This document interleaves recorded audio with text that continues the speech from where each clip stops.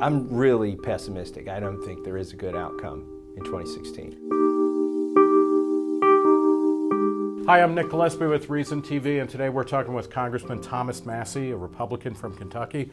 Congressman Massie, thanks for talking to us. Hey, thanks for having me, Nick. We are at the International Students for Liberty Conference. Tell us, what are the most important votes that are coming up for a libertarian-leaning Republican between now and the 2016 election? I think we can force some votes on the privacy issue. I've been able to force about 4 votes. In fact, last year and the year before, I forced a vote on an appropriations bill to shut down government forcing companies to install backdoors in their products. Now, that amendment was attached to an appropriations bill that got thrown away, and then an omnibus was later done.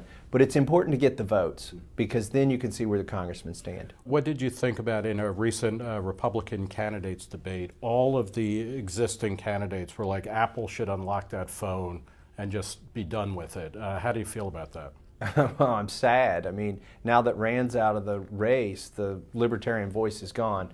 And I think it's also untethered some of those candidates to become more neocon-ish. In 2016, what are the prospects for growing the number of congressmen and senators who, like yourself, are serious about shrinking the size, scope, and spending of government? I think the prospects are good. There's a guy in Indiana, Jim Banks, who's been good on the food freedom issue in the state Senate, so I've decided to back him. And there are other candidates out there. The real question for me, or my goal now, or my mission in life, is when the good guys get elected, is trying to keep them from becoming zombies when they get to D.C. Because, we get probably 12 to 20 guys every cycle that, they run on what they believe and they believe what they run on, and then they get there and they sell out within about 6 months. What are the ways that you either keep them from selling out or becoming zombified? What kind of, is it education? Is it support? Is it what? Congressmen get led to a place they never want to go, and then they find themselves there, and they find themselves trying to argue that that's the right position. And so if you can explain to them how they're going to get led in those directions, how they're going to get whipped into voting for things they never intended to vote for. If you can, it's almost sort of like a dating manual for adolescents. Like, when this happens and you feel uncomfortable, there's a reason you feel uncomfortable. Just, they sort of need that dating manual when they get there so they don't end up in places they don't want to be. In terms of the presidential race, what's the best outcome that you're hoping for in 2016? I'm really pessimistic. I don't think there is a good outcome in 2016.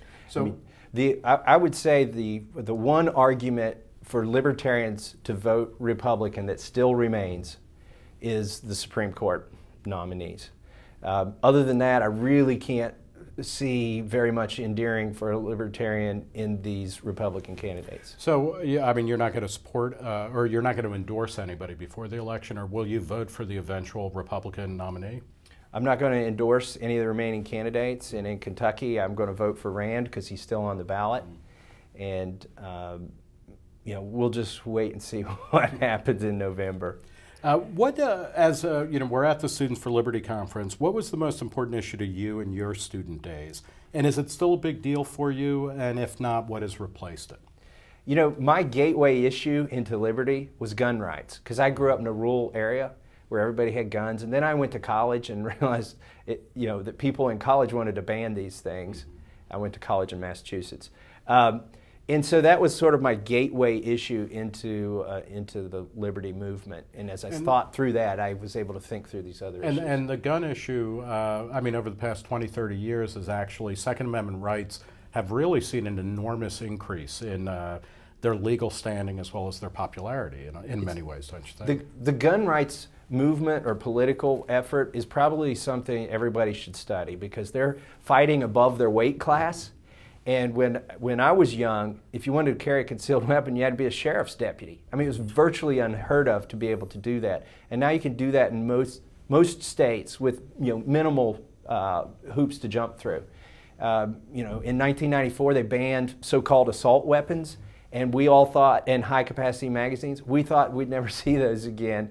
And here we are, they're the most popular firearm in the United States. And crime and gun-related crime and violence is down. So that's important, yeah. Every state that has made these changes, or municipality, to be more liberal, if you will, in terms of letting people own guns, they've seen a reduction in crime. What makes you pessimistic these days, and what makes you optimistic? I guess I'm most pessimistic about the national debt and the fact that when interest rates return to normal levels, 5% interest on $20 trillion is $1 trillion a year.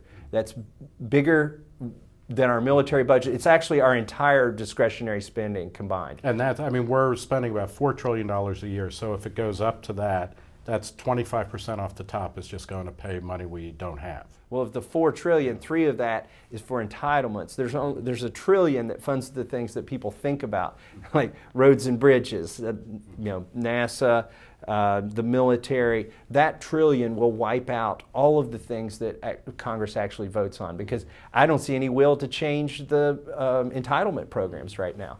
So then what makes you optimistic? What makes me optimistic is technology and invention and the human spirit to improve our own lives. My background is an engineer, have 29 patents, I've invented things, and when people say, will our children be better off than we were, I say, well, absolutely they will, because society doesn't forget the things it invented, and we invent more things. And so, we've got smartphones now, and we've got eBay and things that have really made life better for us thanks to technology. And so when people say, are we going to be better off, I say yes, but it's going to be due to the engineers, not the politicians. Well, we will leave it there. Thank you so much. We've been talking with Congressman Thomas Massie from Kentucky. For Reason TV, I'm Nick Gillespie at the International Students for Liberty Conference.